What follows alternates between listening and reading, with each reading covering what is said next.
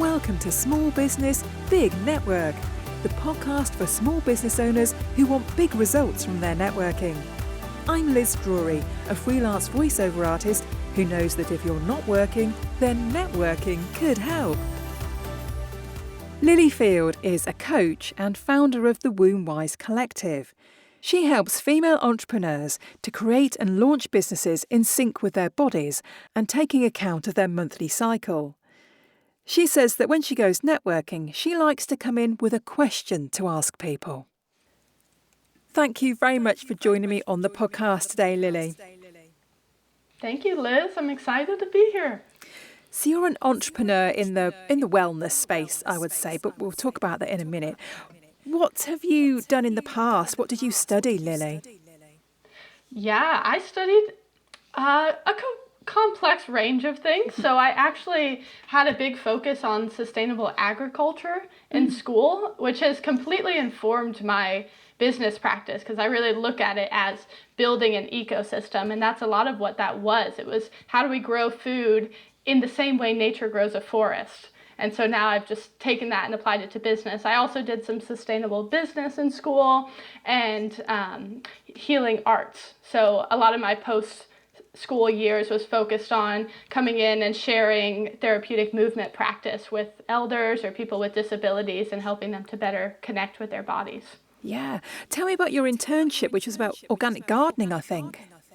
Yeah, I just went to a very unique college, New College of Florida, where the primary value was self-led education and independent learning. So we could make courses for our study program. We could lead classes. They were called tutorials. So we actually learned a lot about leadership through the process of education. And one of the gifts of being there is we had this huge food forest project that was started by students. And then there was every semester a gardening class led by students as well. So I got to lead that gardening class and facilitate just people coming in and volunteers into the food forest space. So that was just a really meaningful experience in my life. Like I was learning about this physical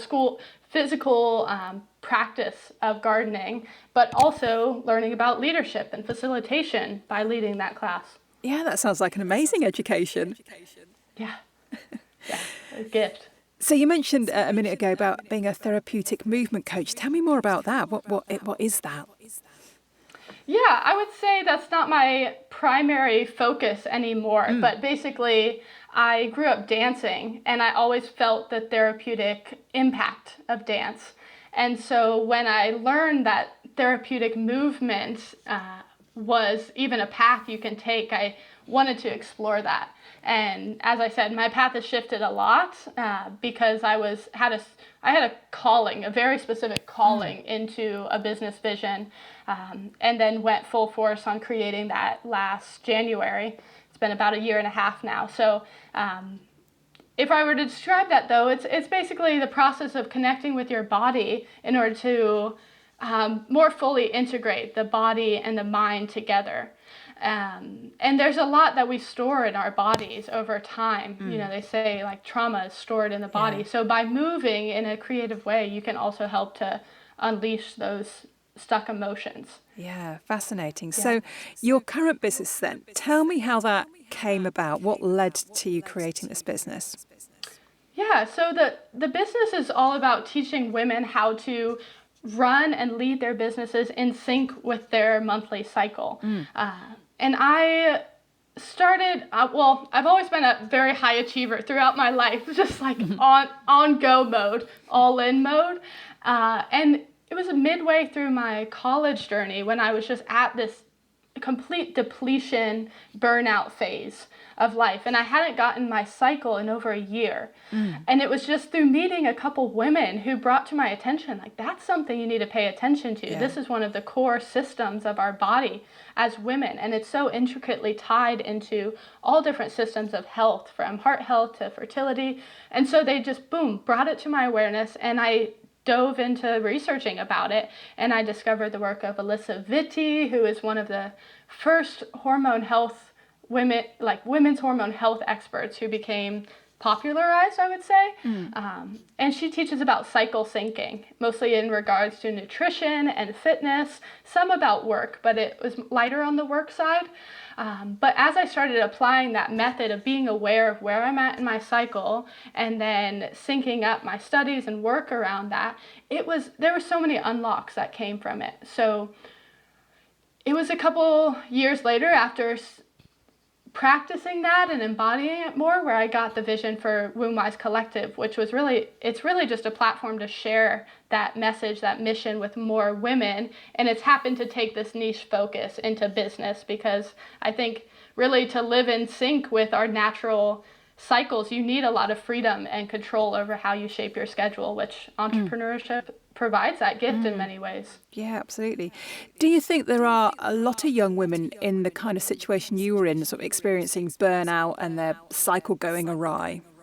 Oh, completely. And it's not only like the stress of this constant productivity paradigm that we often live in and exist in workspaces like that, but it's also like there are a lot of just not natural environmental disruptors right now to hormones that impact women's cycles. So all sorts of things from pesticides to bright lights that throw off our circadian rhythms. Like there are just, I would say it's a chronic issue in our culture right now, and we're seeing it impacted in infertility rates as well. Yeah.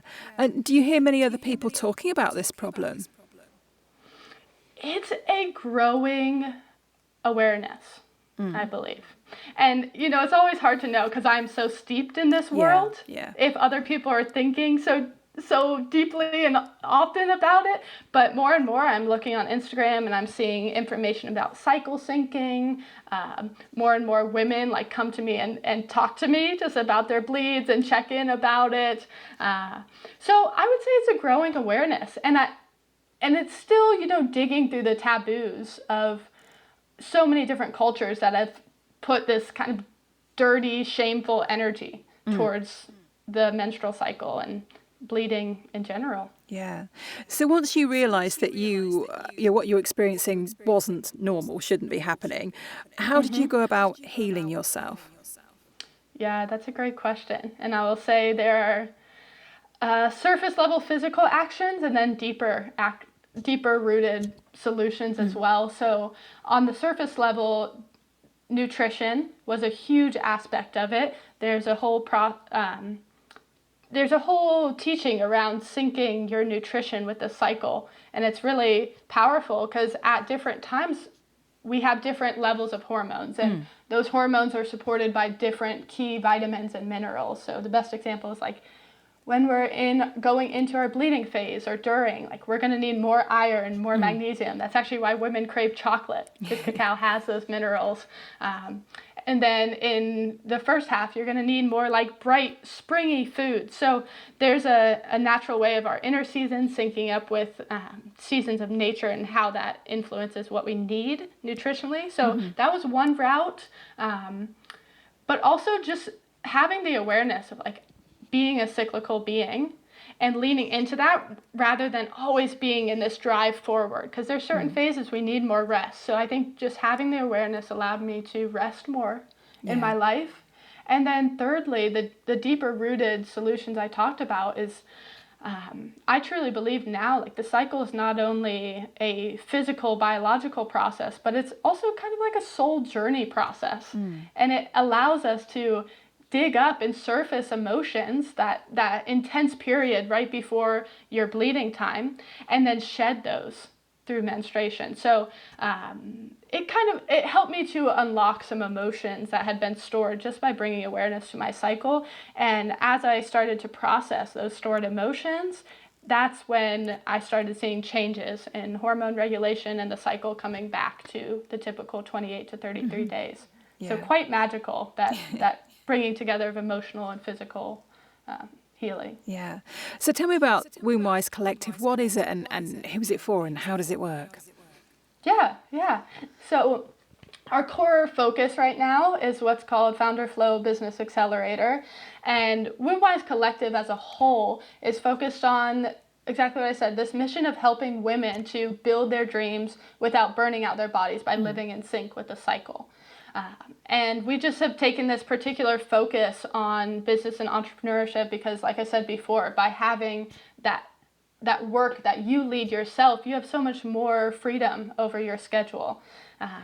So we've started to cultivate these group programs, 3-month-long group programs, helping women to launch or grow their business. And in that process, they're learning how to cultivate those business systems in sync with their cycle. So it's a really magical experience, and it's a tight-knit cohort every time. So it's emphasizing community and like coming together as this village to support creative dreams, while also being in tune with our natural rhythm. So that's the main way I would say it works, quote unquote, is people coming together, learning about this unique method of building and growing a business.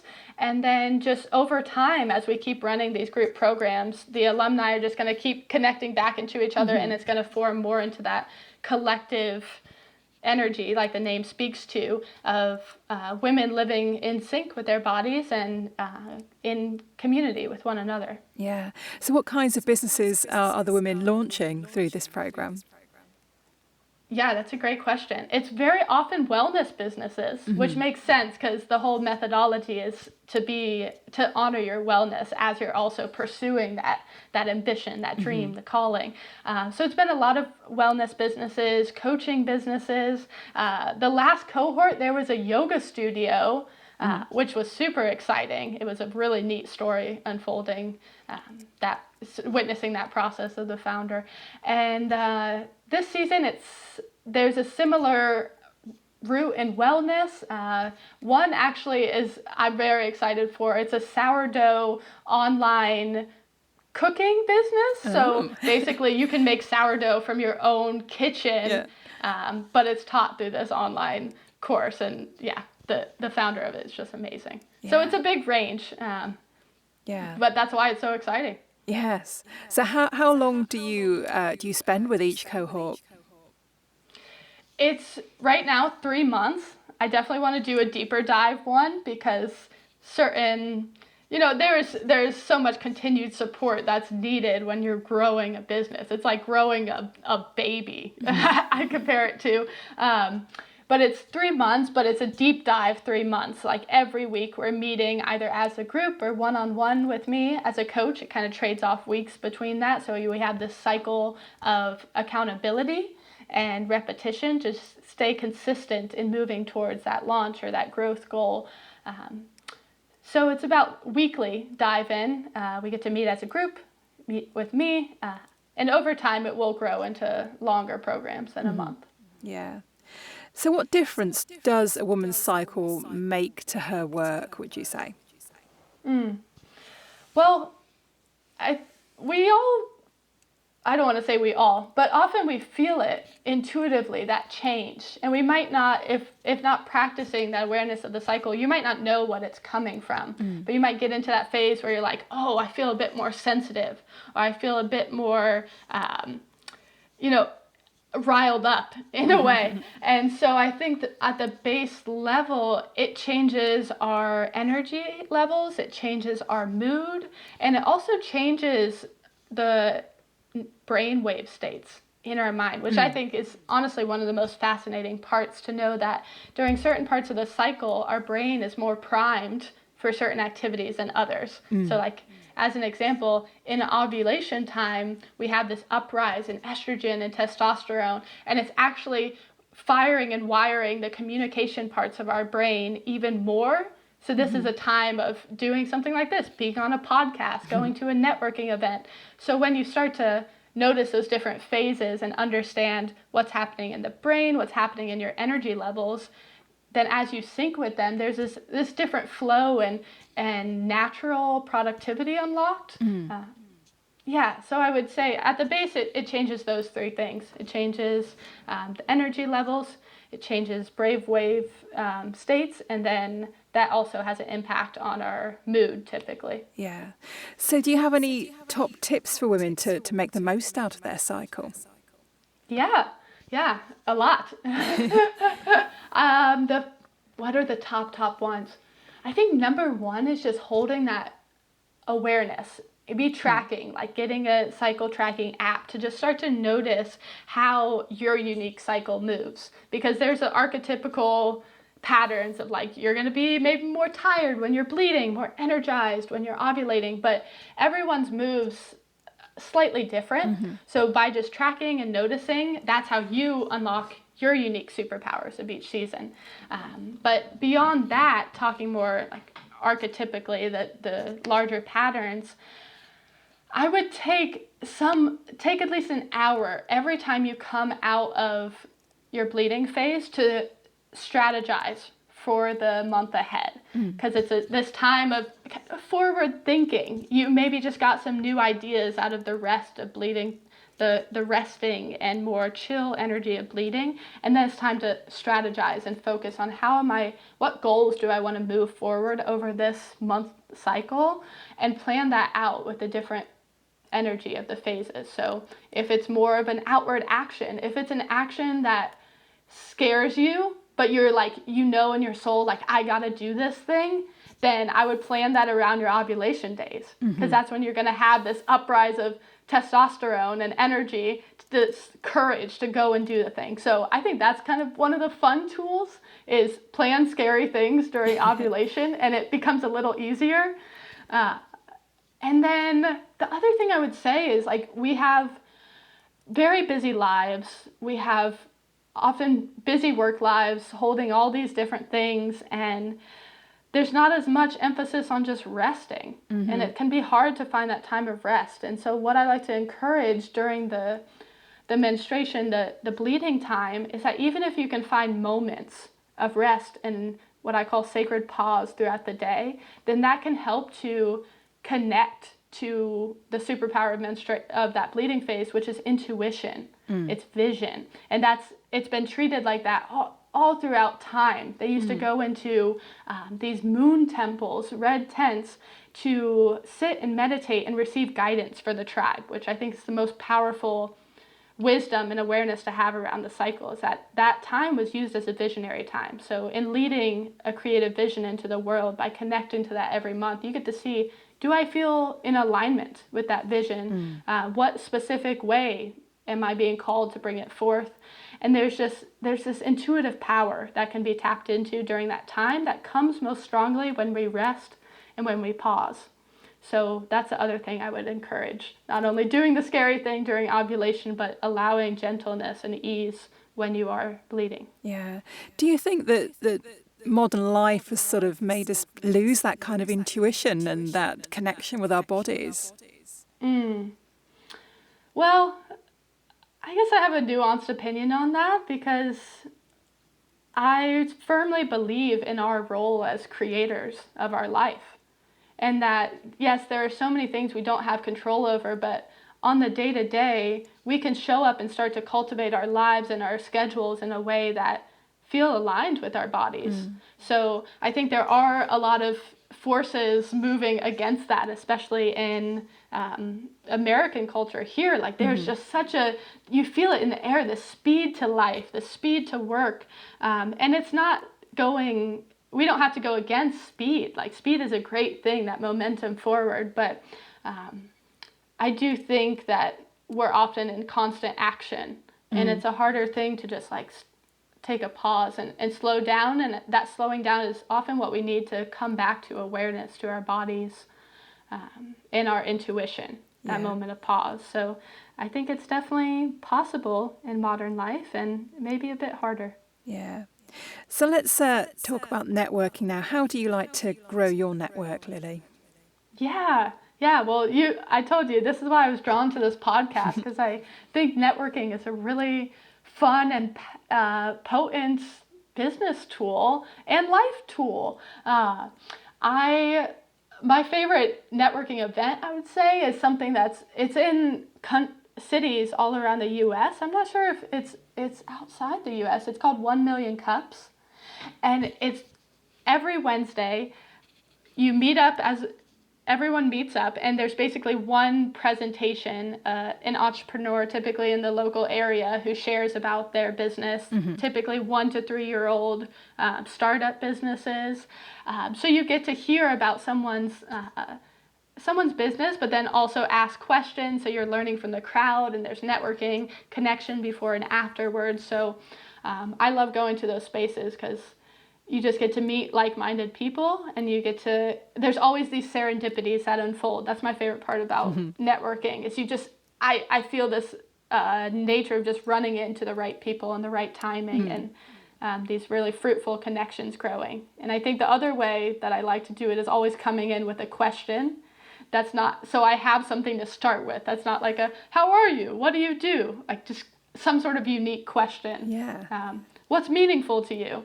And that has helped me a lot in the networking process. Yeah, I think that's a good tip. I think, especially if people are not used to networking or a bit shy about it and think, I haven't got anything to talk about, ask a question and let the other person speak. Good point. Yeah, and that's how we get to connection, really, is listening and trying to understand. Yeah. That quote, seek to understand, not be understood. Yeah. So what kind of interest do you get from people when you go to networking meetings? Because what you do is so different to what most people do. Well, kind of one of the funniest, fascinating things to me is, you go into a networking event, unless it's specifically women's business, there's often more men in the room.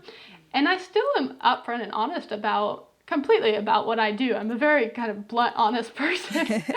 And there is often so much interest and curiosity from men, because in some way they've also been connected to and impacted, influenced by the cycle, whether that's through a mother, a sister, a partner, a child. Like a lot of men of teen daughters are asking me so many questions, which is really fascinating. And the other cool thing that's come through networking and public speaking as well is connection to leaders of organizations that want to have more of this awareness as they're leading their organizations. And they often notice that, especially teams with more women, the team lead or manager comes up to me and shares about how she notices the shift on the team throughout the month, and just is inquisitive about having more awareness of how to navigate that well and how to balance like kind of the productivity and goals of the company while also caring for the wellness of their people. And they don't have to be,